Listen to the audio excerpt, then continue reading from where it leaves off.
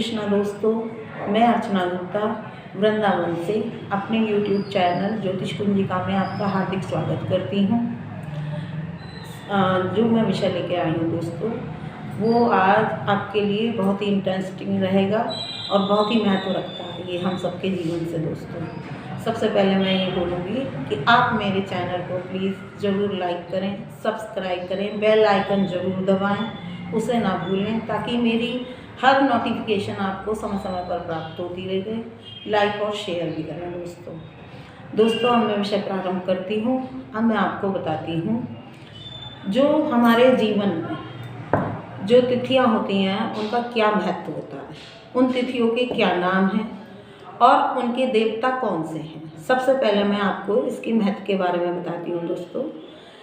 तिथियों का महत्व क्या होता है। सबसे पहले दोस्तों हमें ये जानना चाहिए कि हमारे जो मानव समुदाय है वो पाश्चात्य संस्कृति की ओर भाग रहा है, जैसे कि बर्थडे पे केक काटना और डेट वाइज अपना बर्थडे बनाना।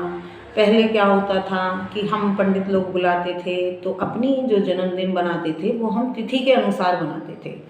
उसका क्या रहस्य है दोस्तों, वो मैं आपको समझाती हूँ। आइए, वो रहस्य ये है दोस्तों कि जिस तिथि में जातक जन्म लेता है, जातक मीन्स बच्चा जन्म लेता है, और बच्चा जन्म लेता है तो उस तिथि का इफेक्ट उसके पूरे जीवन पर पड़ता है, मानव जीवन पर पड़ता है। वो कैसे पड़ता है दोस्तों, मैं आपको समझाती हूँ। जिस तिथि में बच्चे ने जन्म लिया, पहली बात तो वो तिथि कौन सी तिथि है, उस तिथि से कौन से उसके देवता हैं ये पता चल जाता है, और उस तिथि वो तिथि उसके लिए शुभ कार्य कर रही है या वो अशुभ कर रही है, क्योंकि जिस समय वो पैदा हुआ है तो उस तिथि से संयोग क्या बन रहा है। ये हमारी सबसे पहले जिस तरह से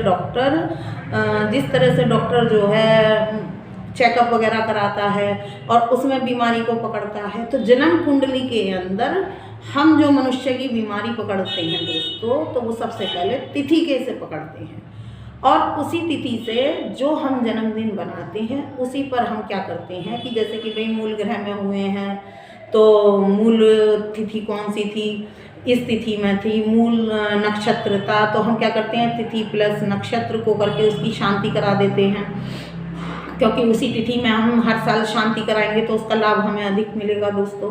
तो इसी तरह से इन तिथियों का और नक्षत्रों का हमारे जीवन में बहुत अधिक महत्व है। तो तिथि के जो देवता हैं उनका यदि हमें ज्ञान हो जाए कि हमारे देवता कौन से हैं, तो जो हमारे संचालन कर रहे हैं, जिस तिथि में हम पैदा हुए हैं वो हमारा संचालन कर रहे हैं, उस देवता को ही हम प्रसन्न कर रहे हैं। जब हमने राजा प्रसन्न कर लिया तो प्रजा अपने आप प्रसन्न हो जाएगी दोस्तों।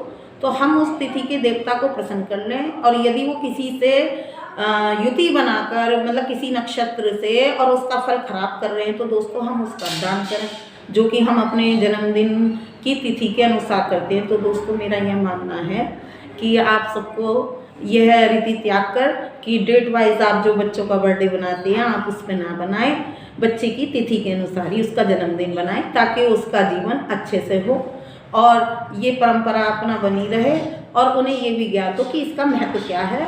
ये वर्णन मैं इसलिए बता रही हूँ ताकि आप अपने बच्चों को इस चीज़ का ज्ञान दे सकें कि बेटा ये तिथियों से क्यों जन्मदिन मनाया जाता है, इससे हमें क्या लाभ प्राप्त होते हैं। देखो दोस्तों, जब हम कोई व्यापार करते हैं उसमें भी हम लाभ के लिए करते हैं कि हम ये कार्य करेंगे तो हमें ये लाभ प्राप्त होगा, पढ़ाई करोगे तो बच्चों एक ऑफिसर बन जाओगे, ये सब हम समझाते हैं ना।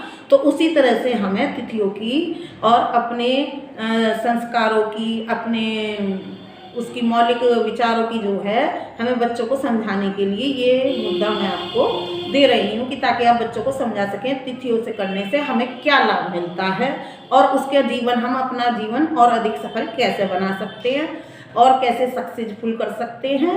और जब हम उलझ जाते हैं दोस्तों कि हमारे जीवन में बाधाएं क्यों आ रही हैं, हम तो बहुत दान पुण्य करते हैं, हम तो ये भी दे रहे हैं, हम तो व्रत भी कर रहे हैं, हमें कोई लाभ प्राप्त नहीं हो रहा है। क्यों नहीं हो रहा है दोस्तों, क्योंकि मेन जो मूल है, जो जड़ है पेड़ की, हम उस तक पहुंच नहीं पाते हैं। वो जड़ क्या है दोस्तों, वो जड़ यही है जो इस तिथि में बच्चे ने जन्म लिया है, जिस नक्षत्र में संयोग हुआ है, जिस उस राशि में, जिस नक्षत्र में, जिस तिथि में जब चंद्रमा विराजमान थे, चंद्रदेव। अब मैं तिथियों को आपको बताती हूँ दोस्तों, आप समझ ही गए होंगे। तिथि का कैसे बनती है? चंद्रमा की कलाओं को ही तिथि कहा जाता है।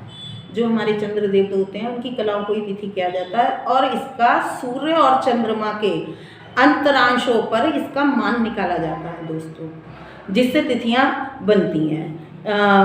इसकी जो होती है कि पूर्णिमा से लेकर मावस तक, मावस से लेकर पूर्णिमा तक हमारी शुक्ल पक्ष की तिथियां होती हैं और उसके बाद प्रतिपदा से लेकर मावस तक हमारी कृष्ण पक्ष की तिथियां होती हैं दोस्तों। और अब दोस्तों इन तिथियों के नाम क्या हैं? इन तिथियों का नाम ज्ञात होना हमें ज़रूरी है। आप कॉपी पेन लेके उतार भी सकते हैं, मेरी वीडियो को सेव कर सकते हैं, ताकि जब कभी आप इस पर विवेचन करें तो आपको पता चलने में कोई दिक्कत ना आए। तो मैं इन्हें धीरे धीरे बताऊंगी ताकि आप इन्हें नोटिंग कर लें और उतार लें। तो मैं बताती हूँ दोस्तों आपको।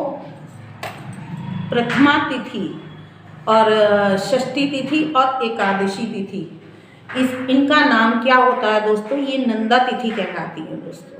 प्रथमा, षष्ठी और एकादशी तिथि दोस्तों। अब दोस्तों उतारिए द्वितीया और सप्तमी और द्वादशी तिथि, ये भद्रा तिथि कहलाती हैं दोस्तों, जिसे हम ये भी कह सकते हैं कि इसमें हमें कोई कार्य नहीं करना चाहिए। कहते हैं ना कि भद्रा लग गई है राखी ना बांधो, तो ये वो तिथियां हैं। कौन सी हैं दोस्तों? द्वितीया, सप्तमी और द्वादशी तिथि। दोस्तों मैं आपको ये भी बता दूं कि द्वादशी तिथि में ही लक्ष्मी जी का समुद्र मंथन से उद्गम हुआ था। हमारी लक्ष्मी जी जो प्रकट हुई हैं वो द्वादशी तिथि को हुई हैं दोस्तों। अच्छा दोस्तों, अब मैं आपको बताती हूँ जो हमारी त्रयोदशी तृतीया तिथि है। तृतीया, अष्टमी और त्रयोदशी, तृतीया, अष्टमी और त्रयोदशी, इनका नाम क्या है दोस्तों? इसका नाम है जया तिथि। हमारी जो तिथि होती है इसका नाम जया तिथि होता है इन तीनों तिथियों का। अब क्या है दोस्तों? जो हमारी पंचमी, दसवीं और पूर्णा, 15 बोल दीजिए 14 के बाद वाली तिथि को, इसको हम पूर्णा तिथि बोलते हैं दोस्तों, और इसको हम पूर्णा ही तिथि बोलते हैं दोस्तों। हमारी नहीं है, आप उनके नाम उतार सकते हैं या मेरी वीडियो के माध्यम से सेव करके इन्हें फिर सुन सकते हैं, क्योंकि 15 तिथियों के अंदर ही हमारे बच्चों का जन्म होता है दोस्तों।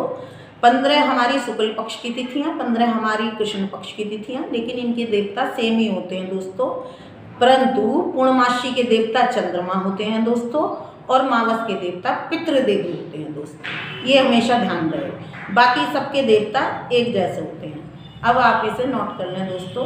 प्रथमा तिथि के हैं हमारे अग्नि देवता, द्वितीया के हैं हमारे ब्रह्मा, तृतीया तिथि के हैं गौरी, चतुर्थी के हैं गणेश जी, पंचमी के हैं शेष जी, षष्ठी के हैं कार्तिकेय जी, सप्तमी के हैं सूर्य देवता, अष्टमी के हैं शिव देवता, नौमी के हैं दुर्गा, दशमी के हैं काल देवता दोस्तों, और एकादशी के हैं विश्व देवता, द्वादशी के हैं विष्णु देवता दोस्तों। यहाँ आ गए ना विष्णु जी, क्योंकि लक्ष्मी जी जब उत्पन्न हुई थी तो विष्णु जी ने उनका वर्णन करा था दोस्तों। तो यहाँ विष्णु लक्ष्मी जी, द्वादशी तिथि विष्णु जी की मानी जाती है। त्रयोदशी तिथि के देवता हमारे फिर शंकर जी हो गए, और 14 के देवता हैं हमारे चतुर्थी के, त्रयोदशी के हमारे काम देवता हैं, और 14 के हमारे शिव हैं दोस्तों। और फिर जो उसके बाद, जैसा कि मैंने अभी आपको बताया, पूर्णमासी के हमारे चंद्रदेव हैं और मावस के हमारे पितृदेव हैं दोस्तों। अब मैं अगली वीडियो में आपको इन तिथियों के और सूक्ष्मता के बारे में बताऊंगी दोस्तों। उसमें मैं आपको बताऊंगी, एक होता है मास शून्य तिथि और एक होता है सिद्ध तिथियाँ। मास शून्य तिथि मैं अपनी वीडियो में आपको समझाऊंगी, ये सब तिथियाँ क्या होती हैं, चार्ट के माध्यम से बताऊंगी दोस्तों मैं आपको, ताकि आपको अच्छे से समझ में आ जाए।